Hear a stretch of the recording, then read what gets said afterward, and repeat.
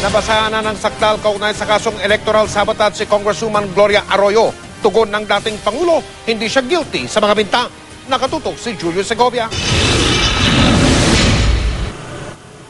Habang bumabiyahe ang convoy ni dating Pangulo at ngay Congresswoman Gloria Arroyo, bantay sarado naman ng mga pulis ang Pasay City RTC.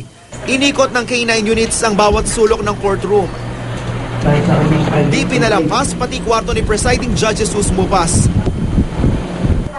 At maging ang CR ng korte. Maaga pa lang, nasa Pasay City Hall na rin ang mga taga-suporta ng dating Pangulo, pero itinaboy sila ng mga pulis. 8:45 AM nang dumating si Arroyo. May suot na neck brace, pero nakangiti pa rin bumaba ng coaster.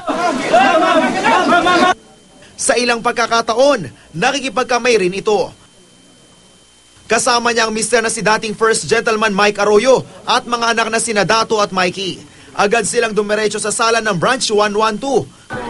Bago simula ng arraignment, naki-CR muna si Arroyo. Pagpasok sa loob ng sala ni Judge Mupas, magiliw at nakangiti naman ang dating Pangulo. Di na pinabasa ni Arroyo sa court interpreter ang mga detalye ng kaso na inihain laban sa kanya at agad nang naghain ng not guilty plea sa kasong electoral sabotage. At naunawaan naman po ni Ginang Arroyo yung pinaparatang sa kanya at si Ginang Arroyo po mismo personal yan tumayo at sinabi niya not guilty. Habang panayang ngiti ni Arroyo, naglabas naman ng sama ng loob ang dating unang Ginoo. She feels it's an injustice to her. Hindi naman masama magsabi mag 12-0 eh. Lahat ng tao nagkakampanya 12-0 tayo. Bakit naman minadali nila ito? She feels pain. That's why I hope this finishes right away so we can go abroad and treated abroad. Wala pang 5 minuto ang itinagal ng arraignment ni Arroyo. Paglabas ng gusali, kaway pang pabaon niya sa mga tao.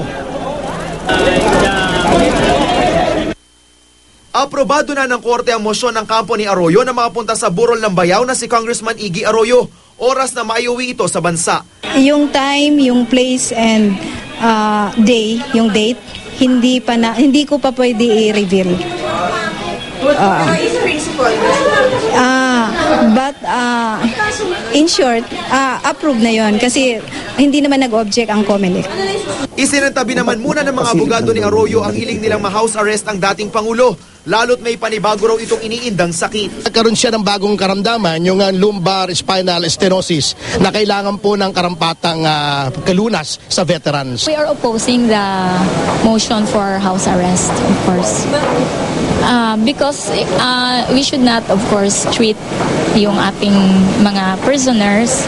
Although with due respect also, she was a former president and then incumbent congresswoman. Pero hindi naman kailangan sigurong pagbigyan talaga ng yung house arrest. Ikinatuwa naman ng Malacanang na natuloy ng arraignment ni Arroyo. Representative Gloria Macapagal Arroyo's arraignment today brings us one step closer towards attaining closure to the many controversies that have hounded our country during the previous administration.